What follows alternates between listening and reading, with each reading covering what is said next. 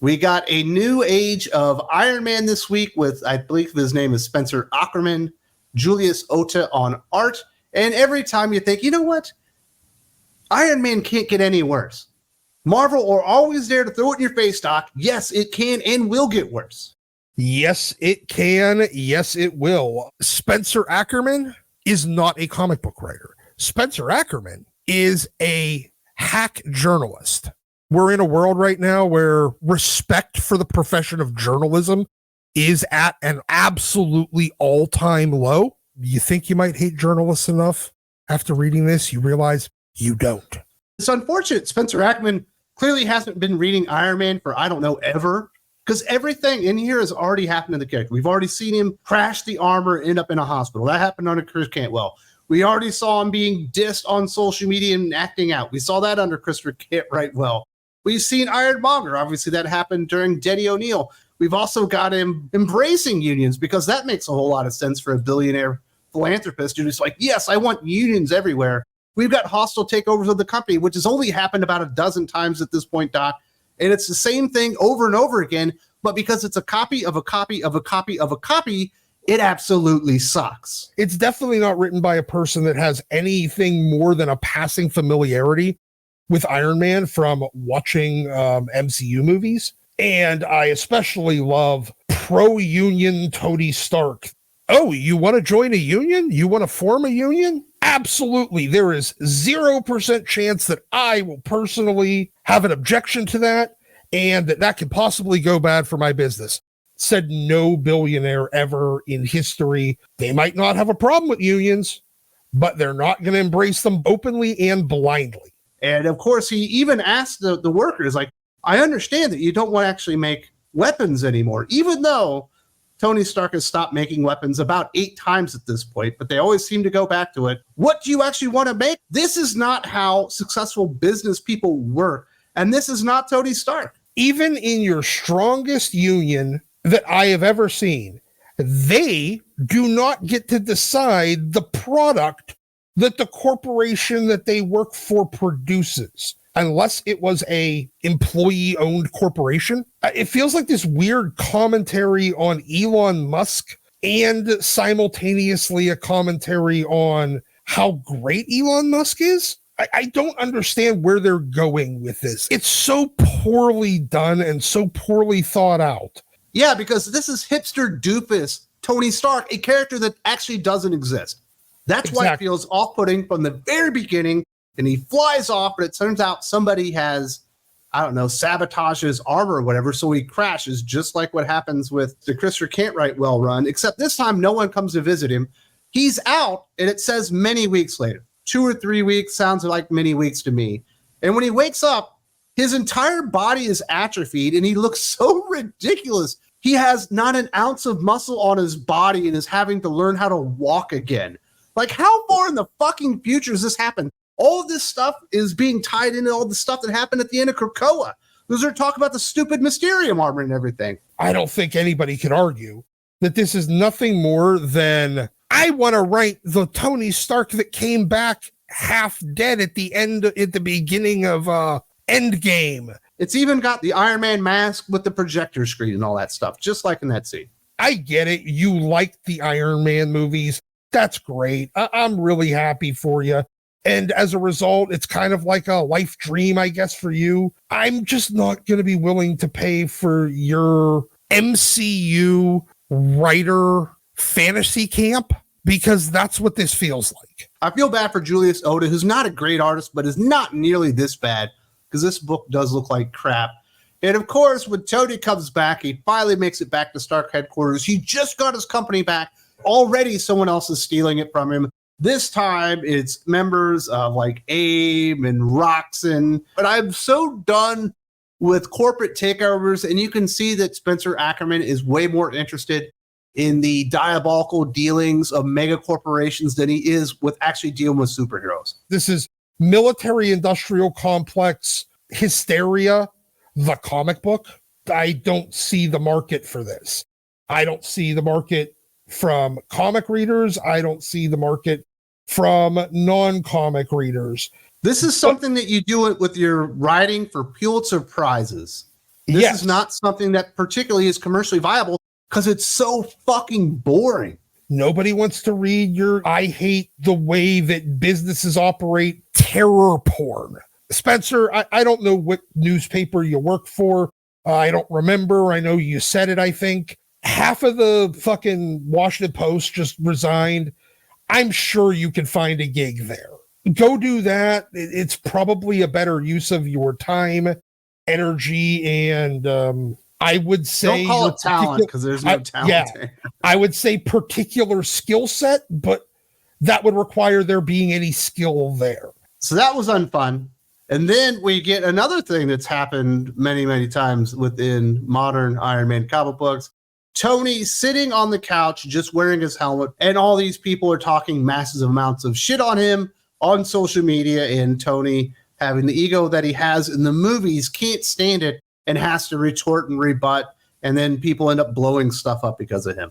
Because apparently he doesn't turn his location services off on his tweet. It's every single thing that Spencer Ackerman hates about corporate America. Irresponsible CEO. CEO does stuff that causes normal people to die. The perfect CEO blindly accepts the leadership of a union because unions are great. It's also boring and stupid. And fucking cliched. I want to know the expression on Spencer Ackerman's face. Is he over there like, yeah, that's what I'd say if I had the opportunity? We have certainly seen people out there politically motivated burn stuff up, blow stuff up. Have we seen people blowing stuff up because of DEI? Have we seen people literally going out there and blowing stuff up, because they were woke and everything like that? No, they just make fun of them. The people that are burning shit to the ground are the people that Spencer Ackerman would want to believe Iron Man here is supporting. They're the fucking domestic terrorists, dude. Powers that be in government believe that what we really need to keep an eye on are moms at PTO meetings that and school board or PTA meetings that are pissed off about what their kids are being taught and said that they're going to pull their kids out of school and move them to a different district. That is the real source of domestic terror in this country these days. These are people that actually believe that shit. I remember entire cities being burned to the fucking ground. Yeah, same here.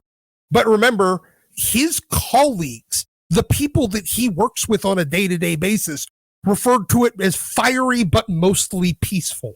Well, and they also said everyone has to stay at home for COVID unless you're rioting, and then you're okay. Look, these people are liars and lunatics. And Spencer Ackerman fits right into that worldview. After that, we finally get to the bottom of everything that's going on. Dead daughter of Justin Hammer, Justine Hammer, is the one that's actually doing all this. And then I think she's using magic now. And then Tony's like, shit, I should have used my Mysterium armor.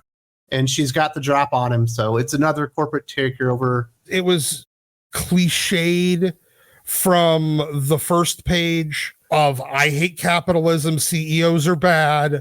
Tony Stark is perfect and is absolutely the bastion of woke capitalism. He's the one that'll make it work right.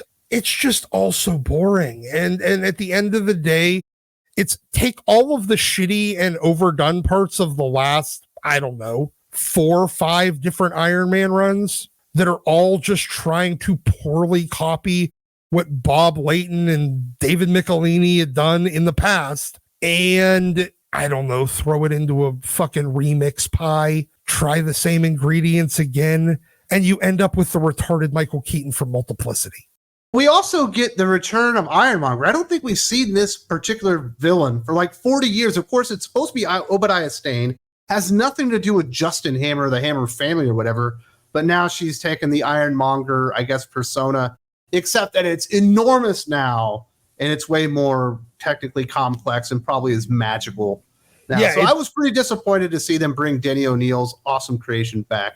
It is a magic version because when Tony Stark finally does decide to use his magic special armor, that's the thing that they've been waiting on this entire time so that they can fully hack all of his armors, She gets a magic armor out of it. He gets no armors.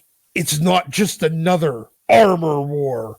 It's the first Stark-Stain war. First of all, Stark and Stain have gone to war before. And secondly, your name of your event sounds like a problem that you would use your fucking laundry detergent to get out. I have a very Stark Stain here. Well, we do get the final page because now they have full control of all of his armors. So he's going to build a new armor, but this is going to be like a steampunk version of an Iron Man suit. We've already seen what it looks like. It doesn't look bad. But Tony has lots of armors, including the original ones that were analog that weren't digital at all. Because fucking Spencer Ackerman needs his opportunity to rewrite the Tony in the cave scene from Iron Man 1, because this is space camp for journalists, because they're baby-brained imbeciles anyway, that really, really, really wish they could have got in on the ground floor of the MCU and get to do their own fantasy rescripting of that. That's all that this is. You're not going to catch me paying for that. He looks like Keanu Reeves trying to be fucking Christian Bale in The Machinist. Looks so stupid, that final fucking panel. Not only does the panel look absolutely fucking retarded, but he just wanted to have Tony in that wife beater and bandages for the entire book. You think that Tony Stark, of all people, would not realize that going to a board meeting, he would need to put on a suit? Not exactly a comic book I'm willing to recommend. In fact, I recommend everyone skip this one and pretend there isn't an ongoing Iron Man series and wait for them to actually hire an actual comic book writer, and maybe we'll get real comic book stories again. Just stay away from this fucking book. Journalists really do provide absolutely nothing of value to the planet, even when they're not journalists. Me personally, I'll give this like a 1 out of 5, 2 out of 10. Absolute terrible comic book. Looks like shit, reads like shit. The plot doesn't make sense. It's a retread of everything that's already happened. The dialogue is awful, and there isn't a single joke that lands here. And it's not the courageous moral stance that I think Spencer Ackerman thinks that he's making here. I give this 2 Sarah Brunstads out of 5. It's exactly what you expect on any book that she edits. Incoherent plot, weird obsessive use of your characters to make political points that nobody cares, and a story with absolutely zero original ideas anywhere in it. Absolutely. So I do want to say thank you very much to Doc for joining me to review Iron Man #1. I would like to call it a disappointment, but I figured it was going to suck anyway, and it did turn out to be one of the worst comic books I've read of the year. If you like the entire review, because we did edit it down here for YouTube, plus our entire conversation about One World Under Doom, you do need to visit us on Think Critical Patreon. There's a link in the video description. The Doc is right here, and you will get more Doc and West than you could possibly ever imagine. Fill up your entire week. Hope to see you there real soon.